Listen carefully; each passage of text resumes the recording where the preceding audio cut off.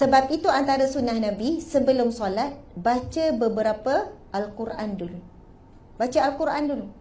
Kan Nabi bila Anas bin Malik ditanya Rasulullah, maksud selepas sahur Rasulullah buat apa? Baca lebih kurang 50 ayat. Lebih kurang 10 minit. Itu yang boleh tahu jarak waktu imsak tu antaranya. Sebab apa? Apa yang kita baca, contohlah kalau kita nak ubah betul solat kita, nak dapat solat berkualiti, solat yang tenang, solat yang ada nilai, solat yang boleh mengubah diri kita, yang boleh ubah hidup kita, yang boleh ubah rezeki kita, yang boleh ubah hubungan kita dengan suami isteri, yang boleh ubah anak-anak kita, mesti bermula daripada solat yang berkualiti. Siapa yang ubah solat, Allah akan ubah sekeliling dia. Hadis Nabi kan, Nabi sebut, Ifazillah yahfazka, kamu jaga Allah, Allah akan jaga kamu. Ifazillah tajidu tujahaka, kamu jaga Allah, kamu akan dapati Allah ada depan kamu. Wa iza sta'anta fasta'in billah, bila kamu perlukan pertolongan, minta tolong dengan Allah. Wa iza sa'alta fas'alillah, bila kamu perlukan sesuatu, nak sesuatu, minta saja dengan Allah. Nabi bersabda, as-salatu imaduddin, salat ini tiang agama dan tiang kehidupan. Adin maksud juga tiang kehidupan. Faman aqamaha, siapa yang mendirikan solat, aqamaha ni kena faham, bukan solat saja-saja ni.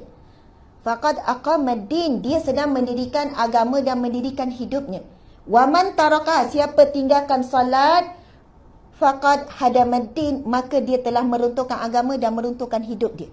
Runtuhkan kehidupan dia suami isteri, dia sedang runtuhkan kehidupan anak-anak, dia sedang rosakkan rezeki dia ada kaitan semua. Adin ni masuk agama dan juga kehidupan.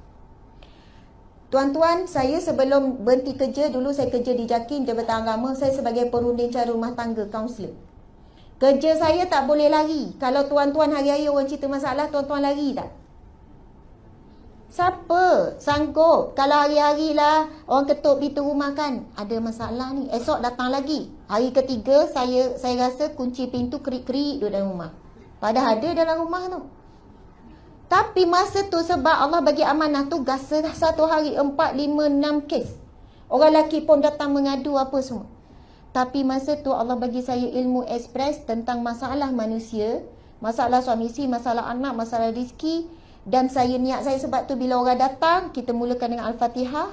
Nanti kita pasu tutup, saya kata apa yang saya cakap, ilham daripada Allah. Memang minta petunjuk pada Allah sebab lain kes, lain kaedah dia. Dan saya kata sangat penting pertolongan Allah nak buka pintu hati bila orang ni dengar. Subhanallah, Masya Allah tuan-tuan. Kami buat kajian, punca masalah rumah tangga, masalah manusia, masalah kehidupan. Sebab kita buat statistik daripada soal sidik, dia orang akan jawab. Punca utama solat. Punca utama solat. Maka ubatnya juga solat. Orang Islam tak nampak macam mana kaitan solat boleh selesaikan masalah rumah tangga dan bagaimana sebab solat masalah rumah tangga, masalah anak, masalah rezeki. Tapi bila kita jelaskan betul-betul kaitannya, sebenarnya bunah je. Contoh, Ustazah, isteri saya ni tak hormat saya, dia suka maki hamun. Saya pun baca mesej, maki hamun sungguh-sungguh ni bukan tahap biasa ni. Hei setan, kau tak erti nak balik ke? Ha? Bukan saya reka, tuan-tuan rasa berapa lama boleh bertahan? Lepas tu Ustazah baca lagi mesej lain. Hei babi, kau nak balik kau berapa ni? Ui, panggilan manja. Manja tak? Yelah kalau hei babi, kan manja tu. Saya kan terkejut. Saya kata, ush dahsyat tuan, dahsyat ni. Lepas tu saya telefon isi dia sebab nak buat temu janji apa kan. Saya ingat esok memang saya terus telefon. Lepas tu, puan, kenapa ni? Puan tahu tak berdosa ni? Puan sebut macam ni, panggil suami macam ni. Dah mulut saya mulut neraka. Nak macam mana Ustazah? Saya tu kan dengar jawapan dia tu. Wabillahi taufiq wal hidayah. Assalamualaikum. Saya kata, tak apa puan, nanti ya kita ni. Saya pun kata, cik, saya pun bincang dengan suami. Saya kata, saya tanya, minta maaf saya nak tanya cik, semayang cik macam mana? Mesti cek solat. Lain perunding cara, lain kaunselor, lain kaedah. Tapi saya sebab dah buat kajian, buat tu, pasu baca-baca, ya Allah, memang mesti ada kaitan dengan solat. Dan banyak testimoni klien, dia ubah solat, dia baiki solat, masalah selesai. Subhanallah, saya bukan cakap tipu tuan-tuan. Hari Jumaat yang mulia, itu himpunan testimoni daripada kes-kes klien saya. Saya mesti tegur, cek solat je. Sebab cerita-cerita lain, nak cerita punca apa semua kita boleh himpun, kaedah tip, kaedah ni. Tapi yang terbaik, subhanallah, Allah dah bagi instrumen yang terbaik sebenarnya solat. Lepas tu dia kata, kadang semayang ustazah, kadang tak semayang. Dah tengah masalah susah hati macam ni, semayang tak khusyuk, baik tak payah semayang. Oh, ramai. Dan paling tinggi, statistik yang paling tinggi yang tak solat adalah orang lelaki, suami. Isteri kadang tu masalah macam mana, saya tak tinggal semayang tapi suami saya susah nak semayang. Paling takut. Dan hari ni pun remaja lelaki lebih ramai tak solat berbanding remaja perempuan. Orang perempuan dia ada rasa takut, ada rasa risau, ada rasa bersalah. Orang lelaki tak semayang, tak rasa bersalah selamba.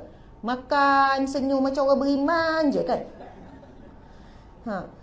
Bukan kita nilai apa. Dan saya tahu insya-Allah tuan-tuan semua orang jaga solat dan sebagainya, insya-Allah. Kita pun orang perempuan jaga solat.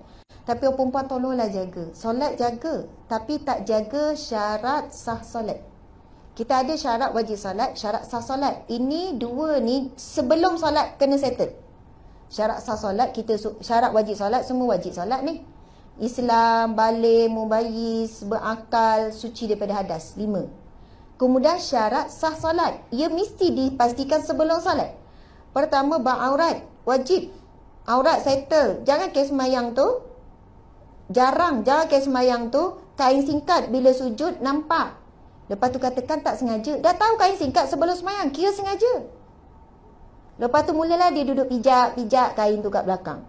Bila sujud belakang tu, gebah dia tolak. Padahal dia tahu sebelum semayang lagi, kemungkinan untuk aurat terdedah tu memang akan nampak. Jadi dia awal-awal lagi tak jaga bab aurat. Aurat solat sama aurat di luar solat. Sebab itu kalau kita nak tahu aurat kita, pakaian kita sekarang menepati syarat ke tidak, cukup tak syarat nak semayang? Cukup tak syarat nak semayang dengan pakaian kita pakai? Seluruh tubuh kecuali muka dan tapak tangan. Kaki juga kalau nampak waktu solat tak sah, maka kaki juga wajib. Mazhab Syafi'i wajib tutup. Kalau tak cukup syarat untuk solat dengan pakaian kita ada, mungkin nampak bentuk badan dan sebagainya, maka pakaian kita belum menepati syarat. Subhanallah. Kita bimbang para wanita sekalian, pakaian yang menutup aurat sempurna adalah kain kafan kita.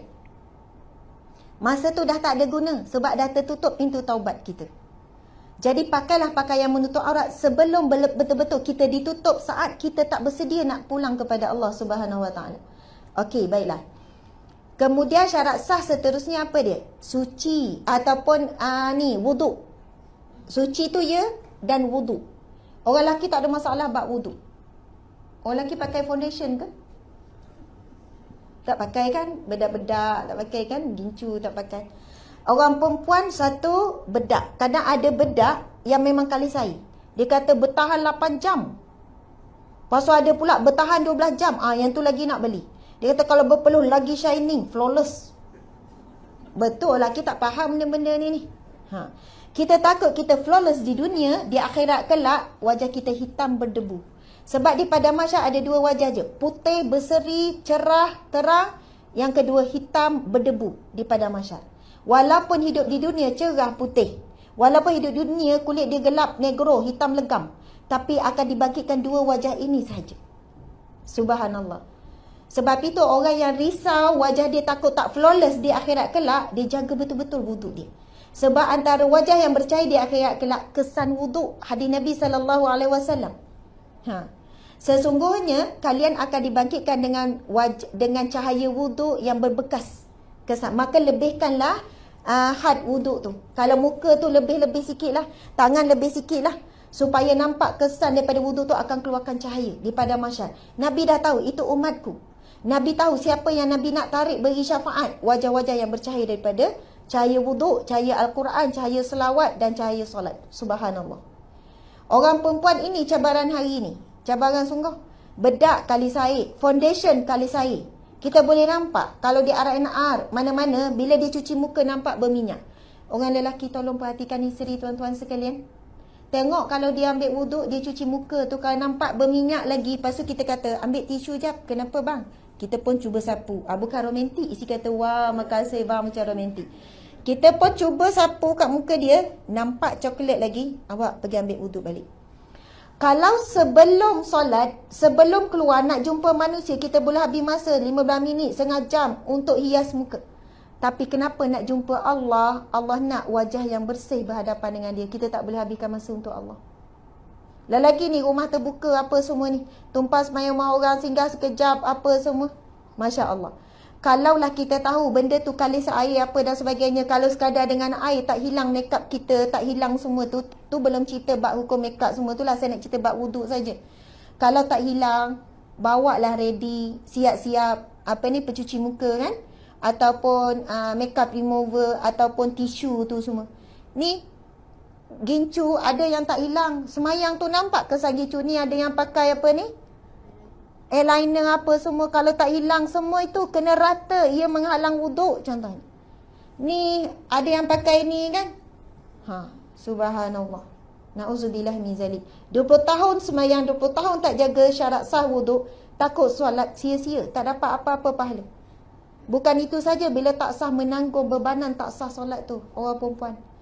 Orang lelaki dia tengok isteri dia, tuan-tuan takkan lepas. Bukan tuan-tuan semayang, tuan-tuan jaga salat, tuan-tuan rasa tuan-tuan lepas. Ini yang dikatakan cinta si dia nombor 3 ni. Sebab apa? Letak Allah nombor 1. Tegur isteri. Sebelum keluar pergi rumah terbuka kan, pusing 7 kali. Pening tu bang, tak jadi keluar lah. Tak payahlah lepas 7 kali kan. Suami tolong tengok atas ke bawah. Isteri pun pelik. Kenapa awak ni? Kenapa ni? Kan tak jadi keluar pula. Tengok atas bawah, pusing belakang. Tukar baju. Kenapa pula? Ketat, nampak belakang tu. Cuba berjalan. Masa berdiri tak nampak, bila berjalan nampak. Tukarlah baju awak. Sebab apa? Sayang Allah nombor 1, sayang Rasul nombor 2. Sayang isi kerana Allah dan Rasulullah. Yang ni suami yang macam ni yang terbaik. Sebab Nabi sebut suami yang dayus, ad-dayus finnar. Nabi kata laki dayu dalam neraka. Dalam hadis yang sahih lain Nabi sebut laki dayu tak mencium bau syurga. Sedangkan Rasul kata syurga itu boleh tercium 500 tahun perjalanan.